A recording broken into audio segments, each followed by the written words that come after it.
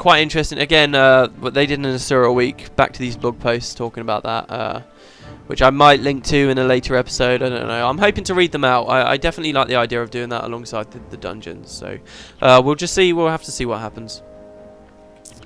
One thing I will say about the simians, you see this spell here, Ice Prison. My god, is that annoying. It lasts 24 seconds and it makes you move 66% slower. It's horrible. Oh, okay, here's another really cool thing. So here's another one, another example of those nice little touches they did in Eye of the North. Also, look at that. There's some amazing concept art of that waterfall there. So cool. I can't wait to see that in the sequel. But yeah, you can kind of see the faces. I think there was some speculation that these were like the gods or something. Who knows who built them? I think they just look cool though, don't they?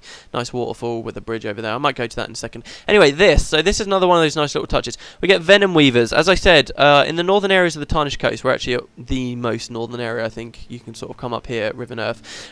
You start to see the same wildlife as you could see in the Maguma, and that means spiders. Yeah, remember all the spiders we saw?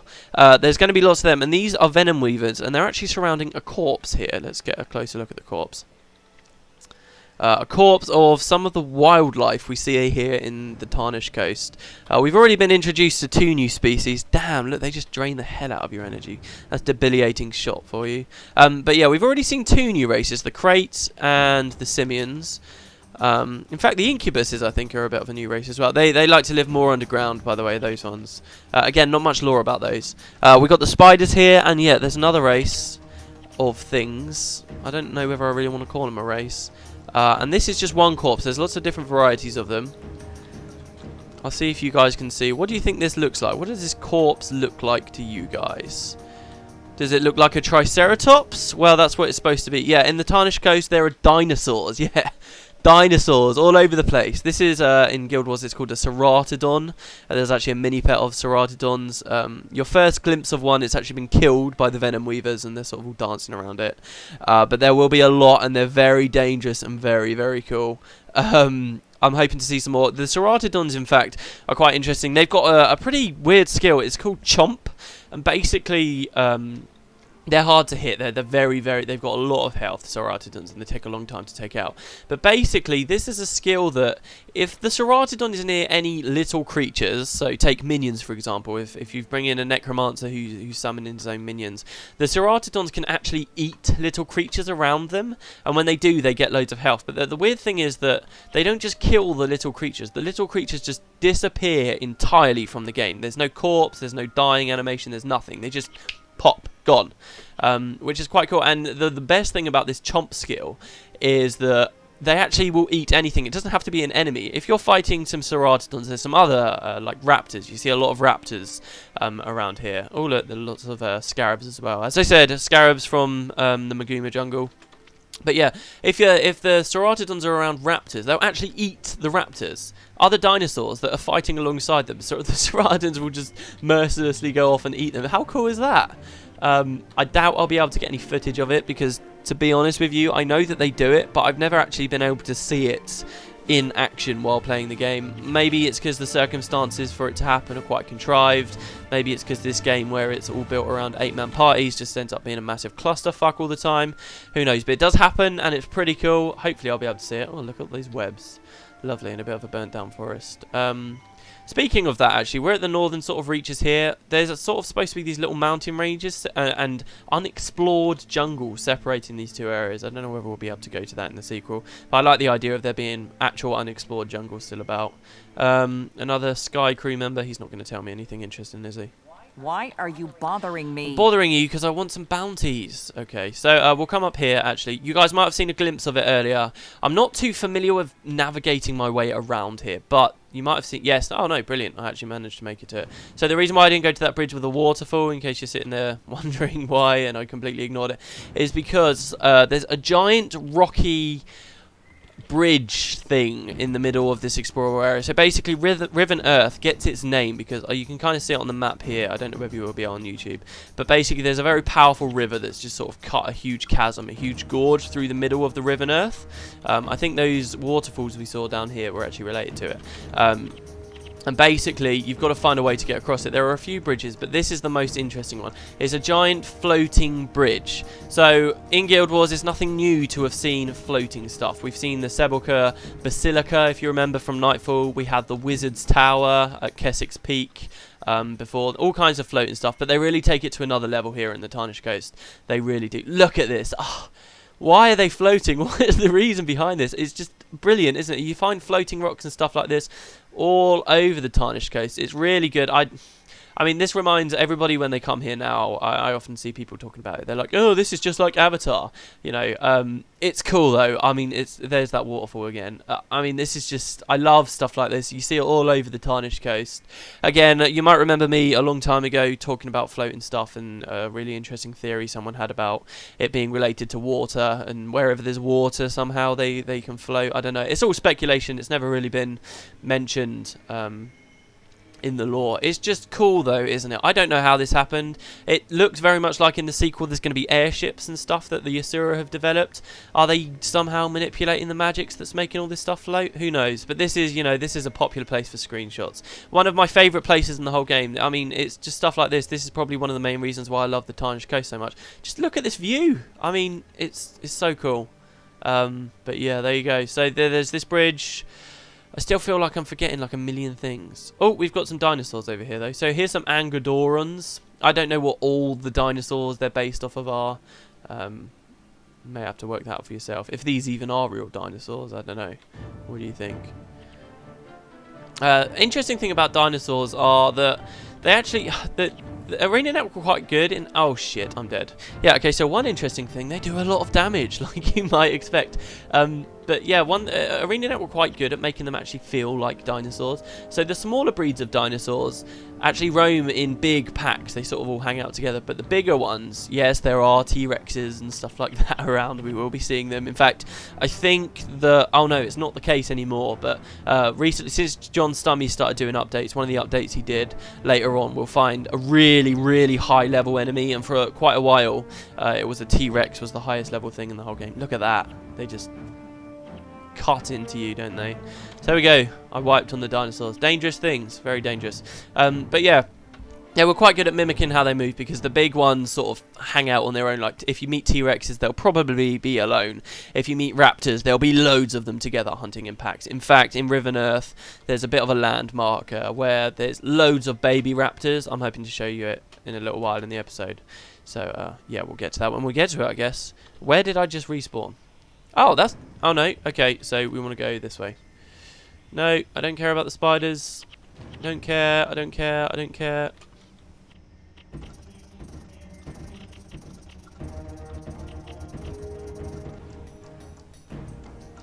Actually, do you know what? Screw it. Let's just go this way, because I think there's some cool stuff I can show you over here as well. There's cool stuff everywhere here. There's cool stuff everywhere. You know, there's one thing I really actually quite enjoy about this part of Eye of the North. Maybe it's the bit I enjoy the most, actually. Well, I don't know. The thing I really enjoy about this, though, is think about it. If you came to Eye of the North and decided, right, I want to help the Asura, you're actually on a real journey. You're on a real adventure. Look, we started all the way over here at the Burial Station, right? And it's been a hell of a long journey. We're not really finished. Sure, we got to the gate here at the Umbral Grotto. But look, we're still moving on. We've got to get to Raptor Den. I think it's probably the longest in all of Guild Wars sort of actual journey you go on. The rest of the game, it's kind of your objective's just really close to you. It's, oh yeah, go to this tiny little bit just near you in Ascalon. Okay, now go here. And it's kind of through lots of tiny little objectives guides you around the whole world. This is kind of like... I don't want to say a big pilgrimage, but it's a big, long journey, and you don't really experience that very much in the game, which is a shame, because I like a good adventure, and this is probably the closest you ever get to it. And it's a shame because a lot of MMOs suffer from it, I think, especially when you add multiple races, because the second you add multiple races into an online game, you've lost that sense of having a start point. Everybody's starting together. It's not like, oh, a big bad world and slowly things will get more dangerous, as you might expect from a single player RPG. Instead, it's like, oh, okay, I'm here and there's starting areas around here. But on the other side of the world, it's not more dangerous. It's not full of excitement and mystery because there's a load of other players starting out there and it's not going to be dangerous. There's no particularly worrisome enemies or any mysteries or anything to go look out. Do you know what I mean?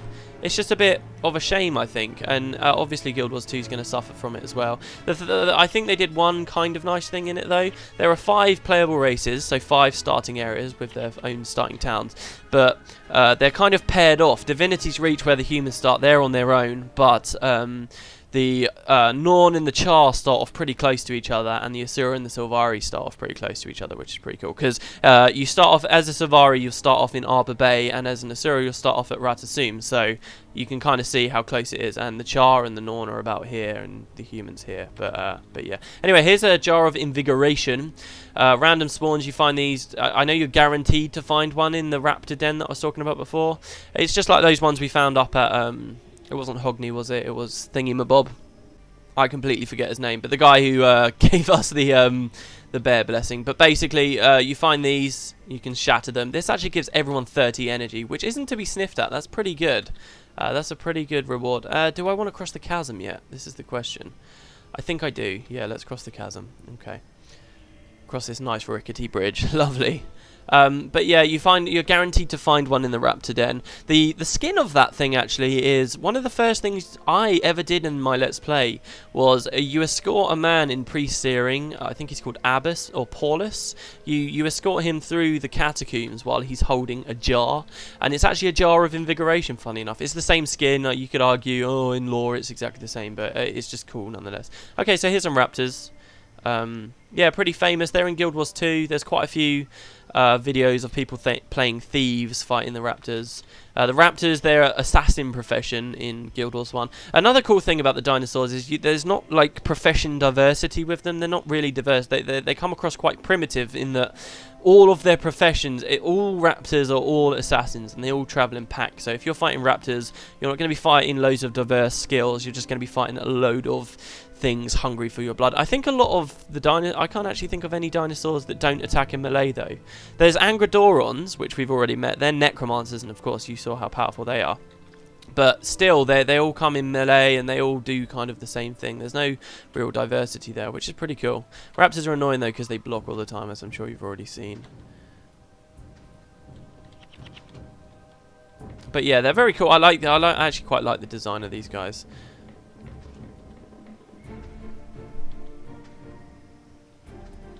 But they're dangerous. They go in big, sort of wide sweeping patrols. So if you're ever fighting raptors, you're probably in raptor territory, and there's probably going to be some more coming along. So do watch out for the patrols, because you know, you hit 2 patrols, they're just going to swarm you. Oh look, there's some living Ceratodons there. Oh, there's even a boss, Joff's the Mitigator. I'm not going to fight them. Did I just manage to sneak past them? Oh no, I didn't. But that's pretty good. So yeah, Ceratodons are probably my least favourite because they just take so long to kill, and they have a lot of AoE attacks, Earth AoE attacks. So if you're balled up, then you're going to be in a world of pain before you know it. I want to kind of go over there, to that field over there. How do I get over there?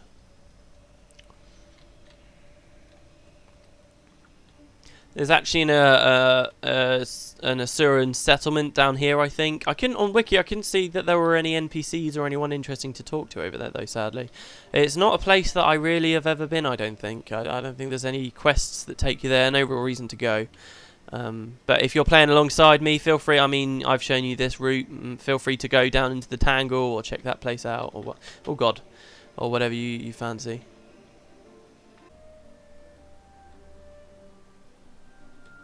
Speaking of the Tangle, there's actually a portal to it just down there. We're not going to go to it, though. How did I end up in the most southern section? What the hell? It's just forced me to come all the way down. Oh, that's a bit annoying. I don't want to fight more raptors. Oh, I'll cut this fight. Moving on.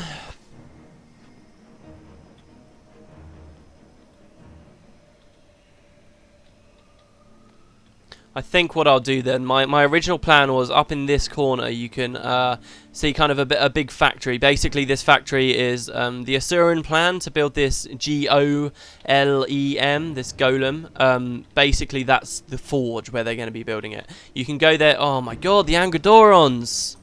Ah, they're so powerful. Am I just over aggroing them or what? Ugh.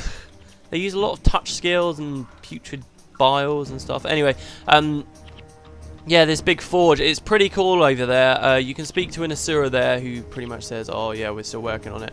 Once you've actually completed all of the Asurian storyline stuff, you can go over there and I think it's a girl, Asura. If you speak to that Asura again, you'll get like a little treat, which I can't wait to show you, because that's kind of got some weird insights into the Assyrian written language, and it's got this thing that still hasn't been translated.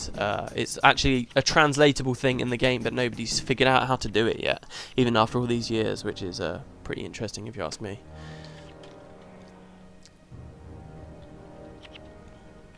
Whew, managed to beat him this time. Okay, right. Moving on.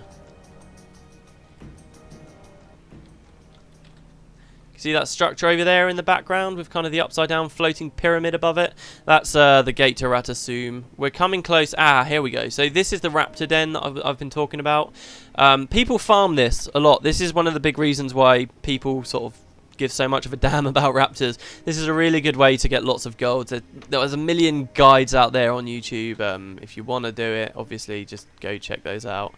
But yeah, it's pretty cool. Basically, you've got lots of baby raptors in there, and there's a brood mother in there as well, and a guaranteed jar of invigoration to drop in there. I don't know why that always drops in there. It doesn't seem to make much sense considering they're raptors. But yeah, that's the Raptor Cave. It's quite famous. It's pretty cool because you find baby raptors there. You never find them anywhere else. And there's like, how many are there? I think there's 30, 60 of them maybe, all in a tiny little cave, and you just kind of can ball them all up and kill them all straight away. But they pose a big threat to regular teams, so quite an interesting way. It's quite a high intensity farm as well for a short period. If you do it enough, obviously it becomes pretty brainless, but it's a fun one for me because it actually forces you to focus quite a lot, at least while you're learning it. And there are obviously lots of different methods to do it. I don't want to talk about it too much, but I'm talking about the warrior necromancer version of it. Ah, see what I mean? They just, no, don't kill me when I'm so close to Ratasum. No, I can see the red shrine. Come on, you can do it. Menlo, get me alive. Bring me up. It's not going to happen, guys. I think we're going to die. How many raptors are left? 4 of them. No, we're out. Alright, I'll cut it till we get back here. Oh, a gruesome death to Menlo. Okay, good enough. There they are. I was just about to say that I couldn't find the raptors. You see, this is the thing. They've got... Oh, no. Don't aggro shit. I'm about to be pincered between raptors and Angrodorons. No, not good. Oh, yeah, you see what I just got hit with? That's called Twisting Jaws. It's a lot of enemies use it in Eye of the North. You guys stay there. Sacrifice yourself. I don't want to die. And I'll go this way. Cool. Okay, so yeah, this is Ratasum. There we go. This is kind of the end of the big long adventure. When we speak to Livia and do all that stuff with the Shining Blade and stuff, which have quite the presence here in the Tarnished Coast, we'll sort of go on another extension of the journey. But for now, this is Ratasum. Also, just before we go through, up there, this is kind of like a big jungly forest area that looks completely clean of enemies and stuff. But when you go up there, it turns out it's full of spiders. There's spiders everywhere all over there. But there is a reason to go up there. A, that takes you to the big golem furnace that I was talking about, and B, there are iguanas up there, which are a pretty cool pet. I think they're just reskinned Dune lizards, which were a pet that you could get from the release of Prophecies, but you never really see people with iguanas, so yeah, that's one place to get them, the easiest place to get them. They're fairly rare. You only find them in the Tarnished Coast, as far as I'm aware. Anyway, here we go. Ratasum. I've always called it Ratasum. Apparently it's pronounced Ratasum. Just listen to the trailers. That kind of pisses me off the way that does that. But yeah, this place is cool. It changes radically come Guild Wars. Look at that big cube thing. It changes radically come Guild Wars 2. In Guild Wars 2, you see that the Asura have built their own stuff. As I say, they've just kind of come and inhabited these ruins. But in Guild Wars 2, the architecture that they've built is pretty much the same as the architecture we're seeing here now. So it's a bit weird. I don't know kind of whether the Asura based their architecture off of what they found here, or whether kind of this big cube thing is just built on top of old ruins, or whether it's a coincidence, because in the depths of Tyria you can see old Assyrian architecture from before they were driven to the surface, and it's kind of the same anyway. So I don't know what's going on there, but these definitely are ruins. I think I'll cap off the episode with... In fact, I think in Come Guild Wars 2, they've moved Ratasum to, like, here, which is quite weird. But, yeah, I think I'll cap off the episode by telling you guys what this anagram is. Ratasum is an anagram for Mersat. So what does that mean about these ruins? Next time, we'll speak to Blim about Ula. I hope you guys enjoyed the episode, and I will see you next time.